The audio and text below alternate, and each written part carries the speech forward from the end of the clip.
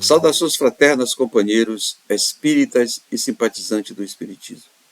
Estamos apresentando o programa Jesus por Emmanuel, estudando o livro Vinha de Luz, psicografia de Francisco Cândido Xavier pelo Espírito Emmanuel. Hoje vamos estudar o capítulo 69, com o tema No Serviço Cristão. Quem vai fazer o estudo para nós é o nosso amigo Cláudio Giovanni. É com você, Cláudio, boas reflexões. Olá, queridos ouvintes! Está começando o programa Jesus por Emmanuel. Estamos estudando o livro Vinha de Luz, psicografia de Francisco Cândido Xavier pelo Espírito Emmanuel. Hoje vamos estudar o capítulo 69, com o tema No Serviço Cristão. Eu sou Cláudio Giovanni e farei o estudo com vocês.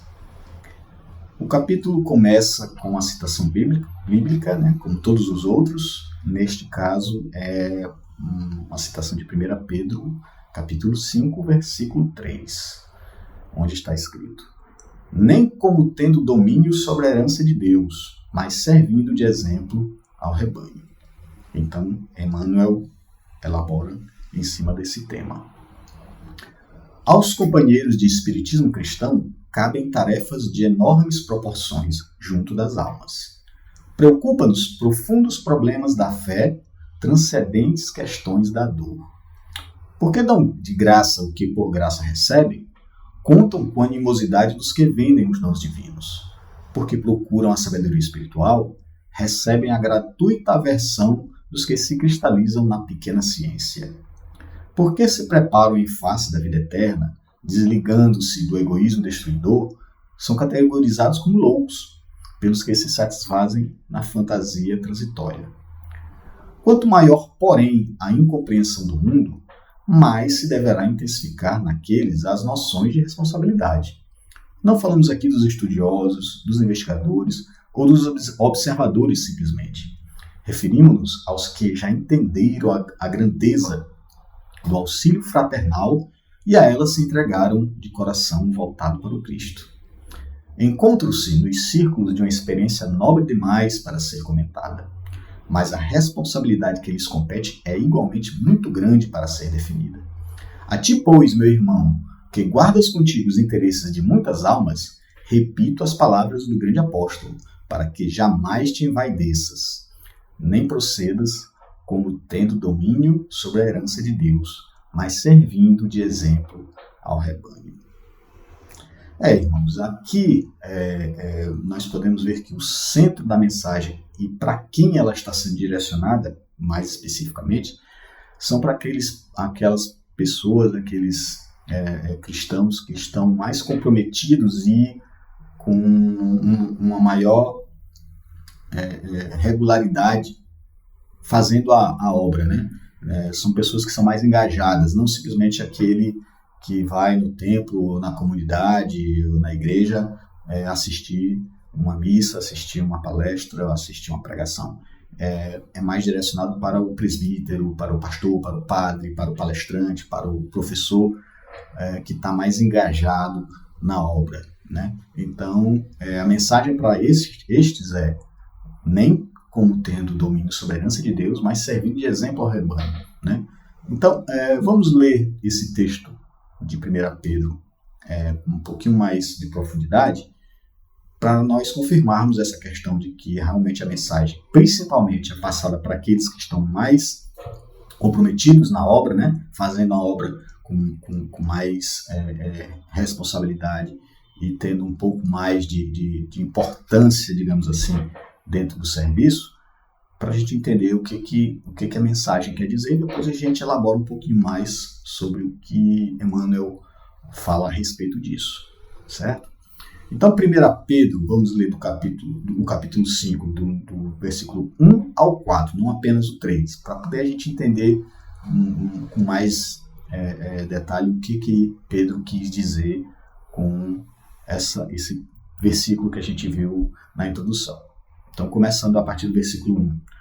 Aos presbíteros que estão entre vós, vejam que ele já fala aos presbíteros. Presbíteros são aqueles que estão mais trabalhando mesmo na comunidade cristã. Naquele caso, naquela época, presbíteros, não existia o conceito de padre, mas os presbíteros eram os pregadores, né? Aqueles que cuidavam dos afazeres dentro da comunidade cristã, né? Preparavam a ceia, né? Distribuíam as doações, né? Aqueles que estavam mais engajados, não apenas os ouvintes, né? Mas aqueles que trabalhavam na obra de Cristo. Então ele fala: aos presbíteros que estão entre vós, admoesto eu, que sou também presbítero com eles. Ou seja, Pedro ele se coloca na mesma posição de presbítero, né? Não de padre, mas de presbítero, porque o conceito de padre não existia naquela época. Então, continuando, né? Eu, que sou também presbítero com eles, e testemunha das aflições de Cristo, e participante da glória que há de se revelar, apacentai o rebanho de Deus. Ou seja, presbíteros, apacentai o rebanho de Deus, que está entre vós, tendo cuidado dele, não por força, mas voluntariamente, nem por torpe ganância, mas de ânimo pronto, nem como tendo domínio sobre a herança de Deus, mas servindo de exemplo ao rebanho. E quando aparecer o sumo pastor, alcançareis a incorruptível coroa de glória. Então aqui nesse trecho do capítulo 5 de 1 Pedro, né, nós vemos com mais clareza o que ele estava querendo dizer como nem como tendo domínio sobre a herança de Deus. O que significa que era para trabalhar na obra, não como tendo domínio sobre a herança de Deus, né?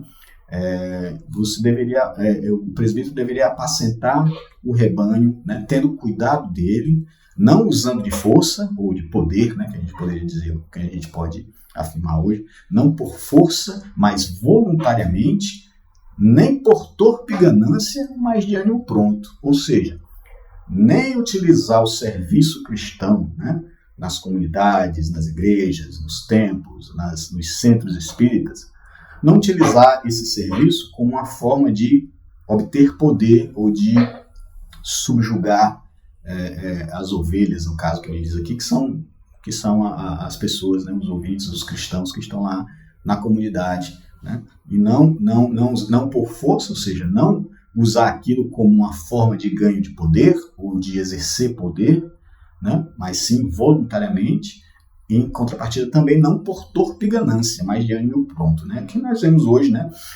Nas comunidades espíritas isso é menos frequente, mas na comunidade cristã como um todo nós vemos muitos exemplos de pessoas que estão na obra, né, por torpe ganância, né, onde eles usam a comunidade cristã, a igreja, o templo, como forma de ganhar dinheiro, né, subtraindo muitas vezes, de forma leviana, os poucos recursos dos cristãos e ficando ricos e obtendo bens às custas dos outros, né? Mas, por exemplo, nas comunidades espíritas, nós vemos mais essa questão de poder, né? O não por força se aplica muito mais a nós da comunidade espírita, nesse caso, porque nós vemos muitas questões, muitos exemplos de comunidades espíritas, de centros espíritas, onde existe uma verdadeira guerra de poder, né? Onde alguém quer ser mais importante do que os outros, né? Onde alguns querem mandar mais, querem se sentir donos do espaço, né? E exercer um certo controle e poder sobre o estabelecimento, sobre o centro espírita. E muitas vezes nós vemos as comunidades se esfacelando, né? Pessoas que não concordam umas com as outras por causa dessa disputa de poder, então saem da comunidade, criam outras comunidades. Isso também a gente consegue ver nas comunidades espíritas, né? Não tanto a parte da torpe ganância, mas muito mais frequentemente a questão do poder, né? Então, Emmanuel, sobre esse assunto, ele fala, né? Preocupa-nos profundos problemas da fé e transcendentes questões da dor, porque dão de graça o que por graça recebe. Ou seja, aqui ele confirma a questão de que não devemos fazer a obra por torpe ganância. Por quê? Porque aquilo que nós temos, os dons que nós temos, os dons mediúnicos, dons da palavra, de falar, de pregar e de entender o Evangelho, foi nos dado de graça. Então, se nós recebemos isso de Deus de graça, nós devemos também de graça passar para a comunidade, né? Dai de graça o que por graça recebe. Então, aqueles que assim procedem, ele vai um pouco mais a fundo na questão, não simplesmente aponta o problema, mas ele fala da questão daqueles que genuinamente fazem isso, que, né, nós apontamos o problema, mas não temos apenas pessoas problemáticas ou presbíteros problemáticos, nós temos também pessoas engajadas, comprometidas e realmente comprometidas em fazer a obra da melhor maneira possível, voluntariamente, né, e de bom ânimo. Então, para esses que fazem isso, né, que dão de graça o que por graça recebe, eles têm a animosidade, ou seja, a hostilidade daqueles que fazem o inverso, né, dos que vendem os dons divinos. Então, aqueles que vendem os dons divinos, eles são antagônicos àqueles que estão genuinamente comprometidos, né? Nós podemos ver isso hoje em dia nas comunidades cristãs em geral, que existe uma certa animosidade, como ele mesmo falou aqui, né? Existe uma certa rixa entre as pessoas que estão genuinamente comprometidas em fazer a obra e aqueles que usam os dons divinos, que vendem os dons divinos, né? Por torpe ganância, como Pedro falou. E por que isso acontece? Porque aqueles que fazem isso, que vendem os dons divinos, eles não querem parecer aos olhos da comunidade cristã como que fazendo algo errado. E quando eles são confrontados com aqueles que de graça dão o que por graça recebem, fica evidente a torpe ganância, então eles querem combater os que estão genuinamente fazendo a obra de Deus, porque isso expõe a fragilidade, expõe o erro em que eles estão incorrendo, certo?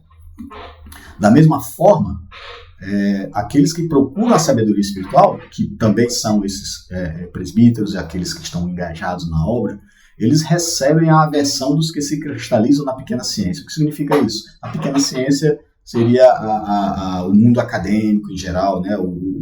O mundo secular, a ciência dos homens, porque para a ciência é materialista, né? Ela só vê o que ela só leva em consideração o que é material, o que é palpável, o que os olhos, o que os sentidos podem ver e perceber. Então, quando alguém fala de questões espirituais, né, do mundo dos espíritos, de coisas imateriais, eles acham que nós somos loucos, né? Há pessoas que consideram isso. Para eles, isso é loucura. Então, porque nós, os presbíteros, aqueles que estão comprometidos, se preparam em face da vida eterna, né? Procuram a sabedoria espiritual, eles recebem a aversão daqueles que se estão na pequena ciência e também são categorizados como loucos, tanto por estes como por aqueles que se satisfazem na fantasia transitória. O que seria fantasia transitória? Seria este mundo, né, que é transitório, não só para nós como seres mortais, né, que vamos desencarnar, temos um período só de tempo transitório aqui, vamos desencarnar e vamos para o outro mundo, para o mundo espiritual, como o próprio mundo em si, material, ele é transitório, né? Ele envelhece, né? Ele vai, com o tempo, ele vai se renovar, se desfazer e refazer novamente, mas a transitoriedade do mundo material, ela é inconteste para nós que somos espíritas e estudamos a respeito, mas para aqueles que só veem o mundo material, que se cristalizaram na pequena ciência, é loucura, né? Então nós somos tratados como loucos por eles, né?